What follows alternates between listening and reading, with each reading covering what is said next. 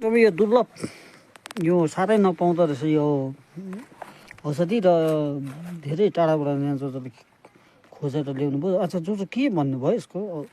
यसको नाम चाहिँ एउटा हामीले भन्छौँ यसको क्याल्सियम भएको यो चाहिँ दबाई औषधि हो। यसलाई चाहिँ यसको यस्तो निचार त चाहिँ चिप्लोपन्न आउँछ नि त, त्यसले चाहिँ हामीले चाहिँ यसलाई भन्छौँ चिप्ले नै भन्छौँ। तर सानो खालको पात चाहिँ यस्तो हुन्छ, तर त्यो अर्को चिप्ले होइन, त्यो अर्को चिप्ले चाहिँ घाँस खाने हुन्छ नि, त्यो चिप्ले होइन, यो चाहिँ अर्कै चिप्ले हो। यो चाहिँ दबाईको औषधिको काम गर्छ। केमा काम गर्छ यसले? यसले चाहिँ कसरी औषधि गर्छ भन्दाखेरि यो भर्खरको यो जति पनि पास खुनहरू अलिकति टोइलेट गर्दा जान्छ नि, त्यति बेला जाँदा चाहिँ यो क्या टिपेर अब यही दबाई टिपेर ल्याएर चाहिँ मतलब यसलाई मतलब कुनै प्रकार पकाएर खानु होइन, यसलाई यसरी मुन्टा 4-5वटा मुन्टा टिपेर चाहिँ यसरी हातले धुएर दलेर पाडाकुडो खाएर निल्दा हुन्छ।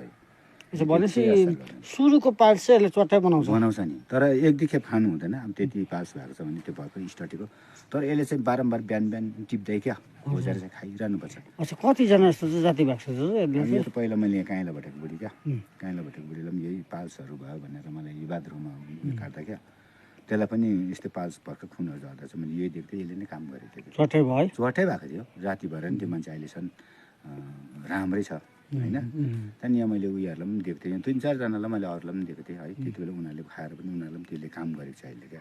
अनि हामीले मतलब अब यो हाम्रो मेमे पुर्खाहरूले सिकाएको हामीलाई होइन।